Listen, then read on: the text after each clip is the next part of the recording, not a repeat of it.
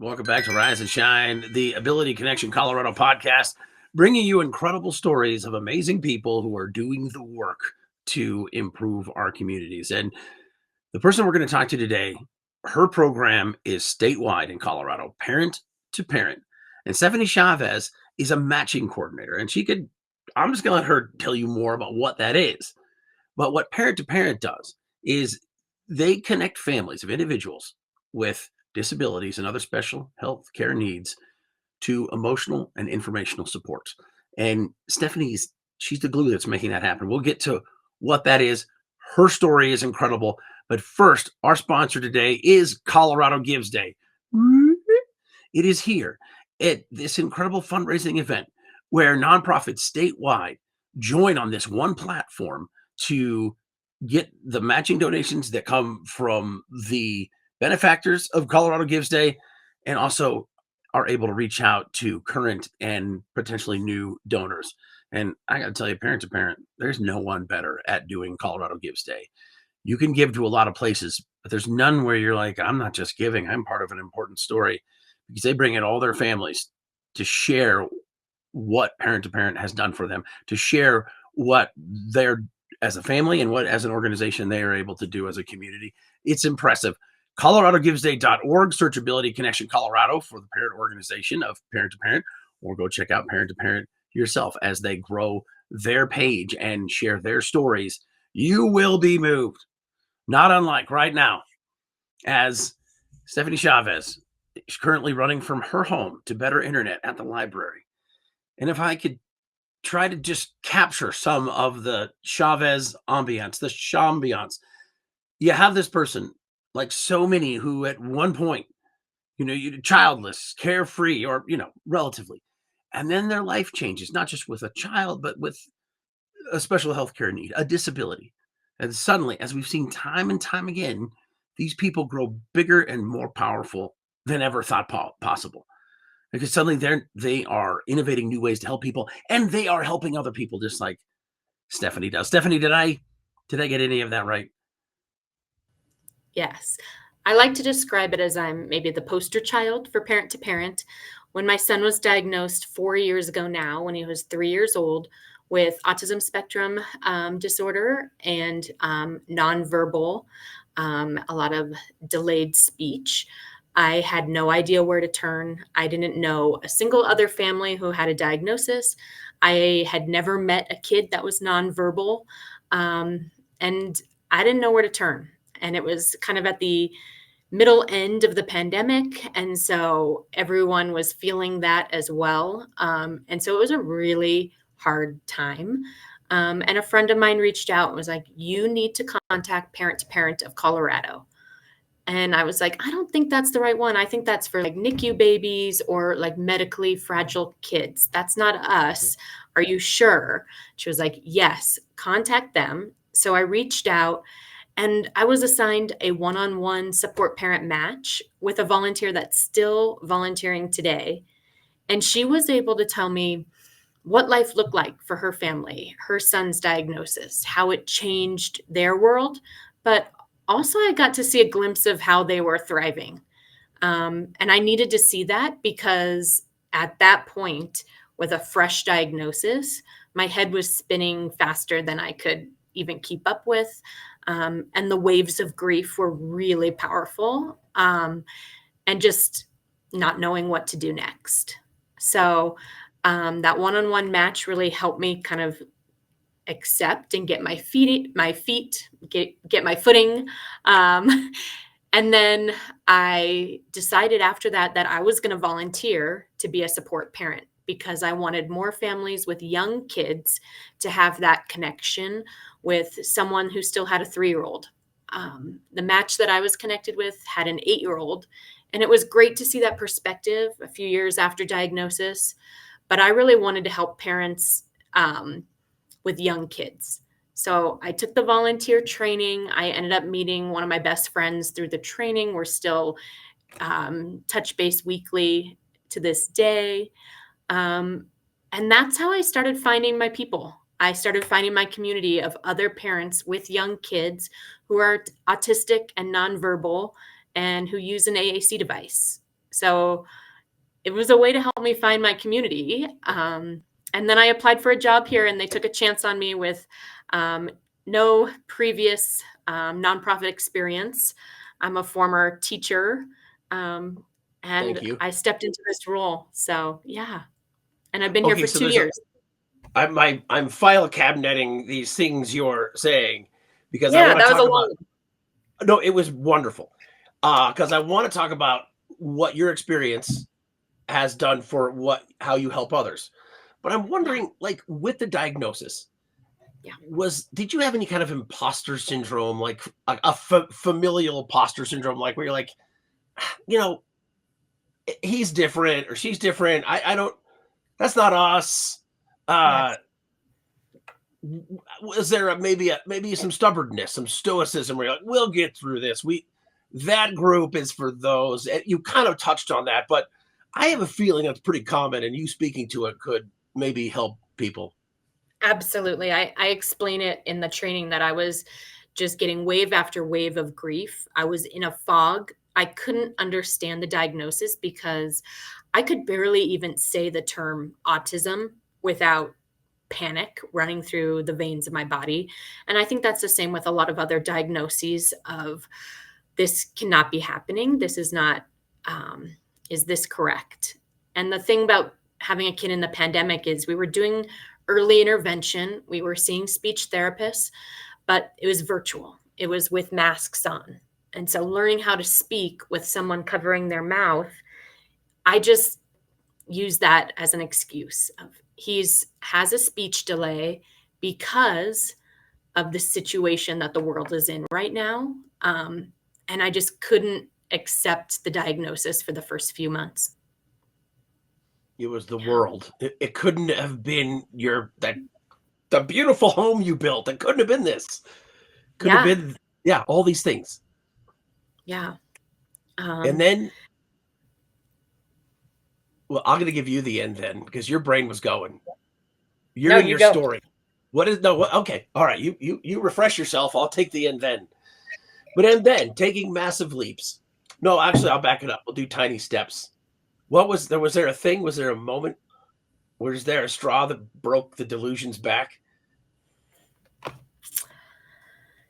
Um, for me, there was not one straw that broke it. For me, it was about educating myself, talking to other parents in the same boat, and realizing if I surround myself with parents that have this positive attitude that are it's for their kid, then I can become that too. And so it just took a while for me to educate myself, um, and to really learn, uh, you know, how to find the best in every situation and how to find those little tiny wins, that maybe neurotypical parents, and I know this because I have a neurotypical daughter, who's a little bit older than my son. Their childhood is just very different. Their milestones were Mm. very different. So I could see that he was having these major delays, and then it didn't quite click until I started connecting with people who know, people who lived it. And then, that acceptance started to come, accepting the grief that comes with it, but having the support to do that. Is there guilt that there's grief? I mean, are you There's like huge you're guilt. like, girl, Yeah. why are you sad about this beautiful baby? Yes, yes. It's hard to explain, especially because my son is medically healthy, and you see all these kids who are going through very intense medical diagnoses, and you feel guilty for having grief about someone. My son is healthy, thank goodness. His brain is just wired a different way. So And those milestones, I've heard so many parents talk about the milestones because we are indoctrinated with riding the bike and, well, yes, first words, riding the bike, all these things. But then they found the beauty in these new milestones, these new, even more momentous milestones. yes, yeah, yeah, definitely. I guess I had taken for granted the fact that my older neurotypical daughter was speaking basically out of the womb, and that connection with her based on verbal language back and forth was easy. It was natural. With Mhm. my son, who doesn't have verbal language, we had to find different ways to form that bond, to form that connection, to communicate about his wants and needs. And so the first time that he was able to use his AAC device, and now he's even using some mouth words and able to articulate some words. It's just an amazing feeling because for most people, that's not a huge win. That's not a huge milestone. But for us, it was everything. So correct me if I'm wrong. Maybe I'm taking liberties, but I've crawled into my brain and I have this visual of something that was baggage for you, like the heaviest baggage you ever thought you could ever carry. And you went through this process. You went through the emotions, the grief, the guilt, the education, and you turned that baggage into almost like your own filing system to share with others. You're like, wait, like this isn't baggage; these are tools. This is I gotta lay Yeah. this out, and I'm gonna show everybody all these cool trinkets I have from this experience. Yeah, it's really helped me shift to that and also build confidence and self-esteem with it too. And I want to read you a quote from one of the most recent volunteer support parent trainings. She said, "For me, this is another way to continue to expand my own circle of parents that get each other in a way that no one else will. We can do life together, empower each other, build up our skills, and become community advocates for each other and our kids." And I thought that just summarized it so beautifully of like Yeah. lifting each other up, supporting each other on this journey. Well, parent to parent has always impressed me because it's ahead of its time in the most uh nostalgic way. Because community is likely what we lack, and you're leading the way in connecting people. I think so many people could learn from all walks of life, kidless, kids, whatever, learn what you are doing by going out there like the mommy Appleseed of autism information. I just came up with that. I don't know if you want to run with that. But anyway, and that's the kind of connection people need, are yearning for right now. Yeah. And remember, Parent to Parent is a statewide organization and not just for autism, for every single diagnosis or disability, any age kid. So we can have members call us and ask for a one on one support with their 18-year-old son because they're transitioning into adult services and they need support with Mhm. any diagnosis, any disability. It's tedious and exhausting to navigate to make sure that they're getting the correct supports and services that they need. And so that's something that we can do. We can support Mhm. you on every phase of your journey, not just your first diagnosis. Yeah, just the energy you said that, like, that's something we can do. Yeah. What I mean, how many parents want somebody with that kind of confidence? Like, "No, no, no, no. I've been where you are, and here we are together now." Yep. It's pretty cool. Yeah. So, yeah, I mean, and remember, this is at no cost to families. So, right now, we currently have our database filled with 152 trained volunteer support parents. That's a Um, lot.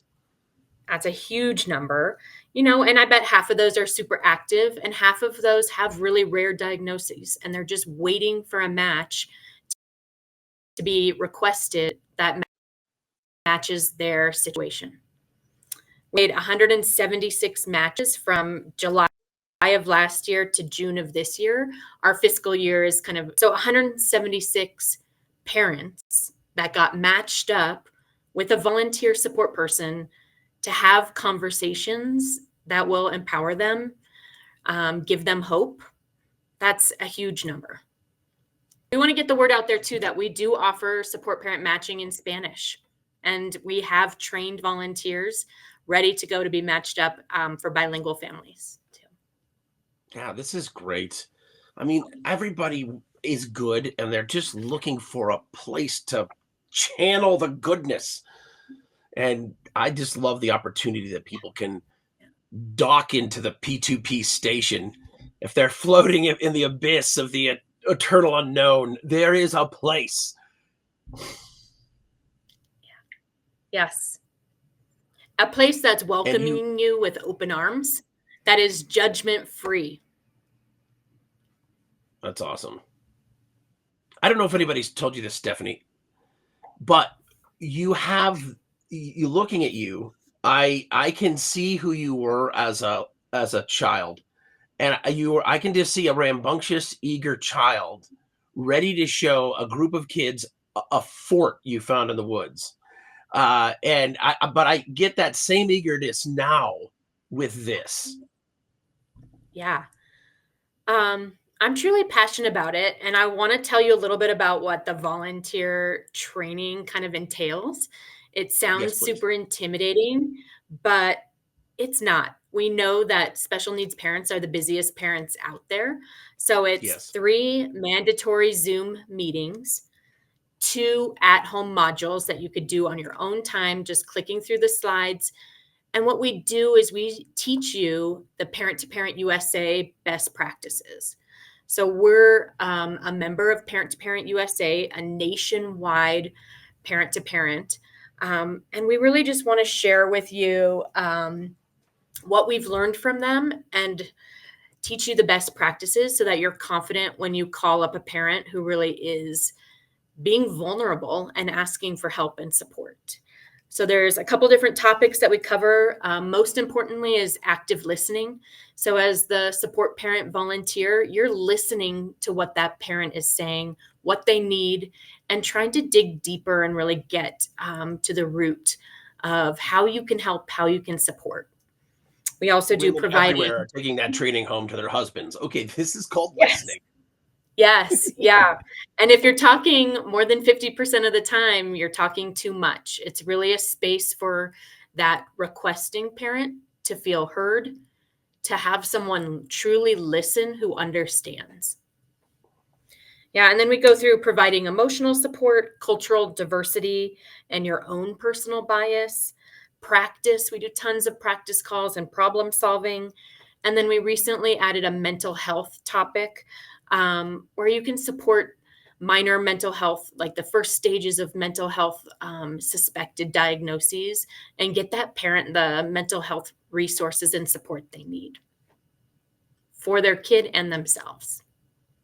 And this just begins at your website, a phone call, all of the above. Great question.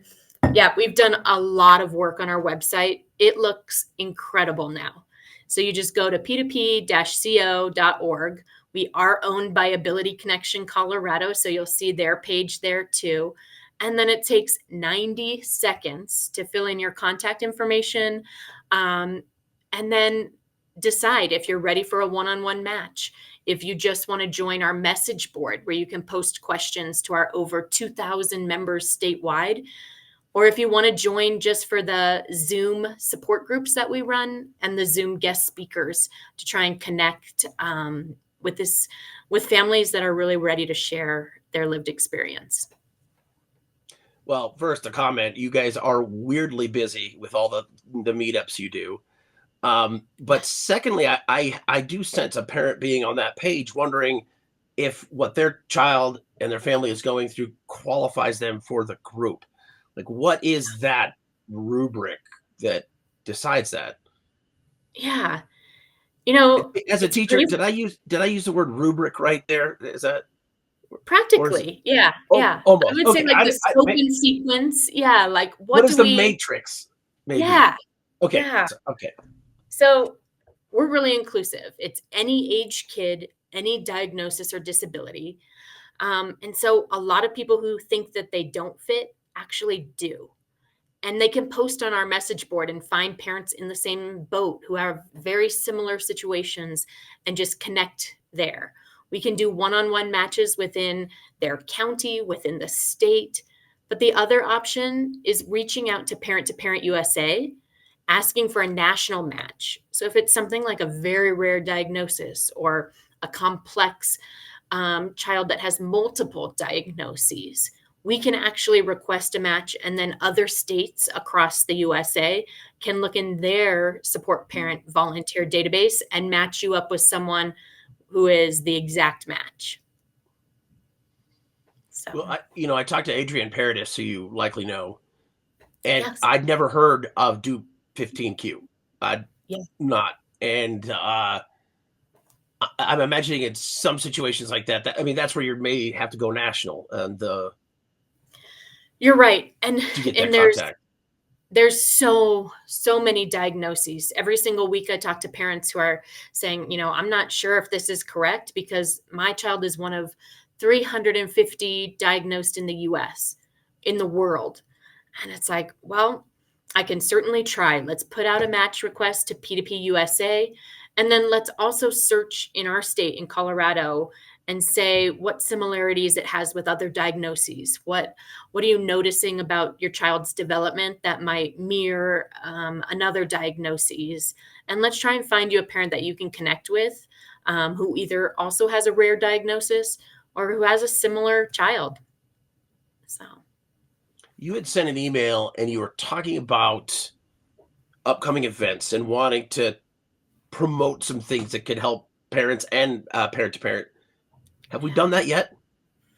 We're really gearing up for a special yoga class, and it's being put on by one of our board members. That's coming up in November to try and get people to come out and meet each other in person. This summer, we had some luck getting together for playground meetups where you just come, bring your kid, and just talk to other parents at the park in a really informal setting. I started an AAC meetup group to try and meet other families who are on this AAC communication journey. And then we're really excited to start, especially for the fall and winter, coffee talks where you meet up. An ambassador or a staff member hosts a coffee meetup group at a local coffee shop. And then parents can just drop their kids off at school, swing by, and have a cup of coffee with another parent that truly gets it and truly understands, and hopefully leave caffeinated but also connected. Well, that's happening right now with you. Thank you. Um, Yeah. then there's this thing that I saw parent to parent do, and I was imbued with like a light and excitement. The way parent to parent rocked, absolutely crushed Colorado Gives Day last year was such a lesson in building and motivating community because you didn't have just one Colorado Gives Day fundraiser. You were like Jenny, Rick, Dennis. You're all doing fundraisers, which is such a smart idea because you're using these microcosms to build a big macrocosm of your community. Yeah. Is that We happening know, again? yeah. And this year we're really focused on two different aspects of our Colorado Gives campaign. The first one is asking our members for small donations, $5 to $10, to be that building blocks of connection, even a small amount. I think there's a quote that like one small drop makes a ripple effect Mm-hmm. in the water. So even a small donation of $5 or $10 can really impact our budget for the year. We're also going to be reaching out to family, friends, connections that you have, your contacts. A lot of people, parents and people want to help you. They just don't know how. So maybe asking them to make a donation in your kid's name. And then we're also going to be reaching out to providers and local businesses to see if they want to donate to support this really important community initiative of getting parents supported and getting parents connected. So asking them for their donations.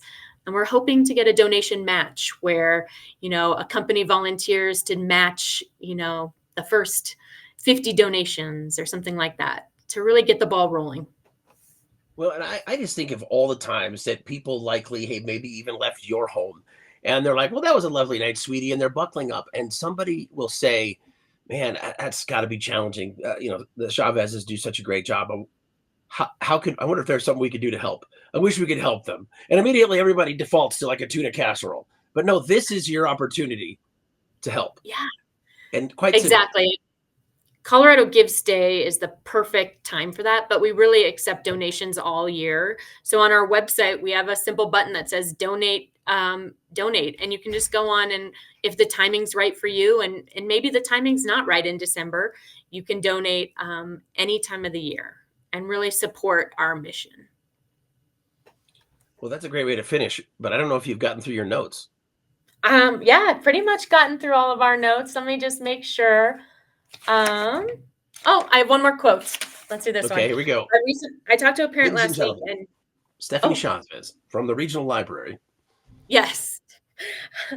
I was talking to her, and she was almost in tears on the phone, and you could just hear in her voice. She said, "I'm so frustrated that I've been working with providers, my county, for 17 years, and no one has ever told me about Parent to Parent of Colorado. Why did it take me so long to find you? I needed you when my son was 3." And it just broke my heart. It was such a powerful statement, um, because we want to be supporting parents at every stage of their child's growth and development. Um, and I felt honored that we could help her now as like transitioning her son into these adult supports, but I wish we could have connected with her sooner. Well, here we go. The opportunity to get that out there, Yeah. and I'm super impressed, Stephanie, and and I want to let everybody know that this interview is taking place at multiple locations and through some shoddy internet. Sometimes it's been like one of those interviews with a wartime correspondent in Afghanistan where you're pausing and waiting, but the information has been delivered on the wings of this inspirational woman. So great information. Thank you for what you do, and I can't wait to get this out to the world. Great. Thank you so much, Jared. And I appreciate everything that you're doing and your patience as well.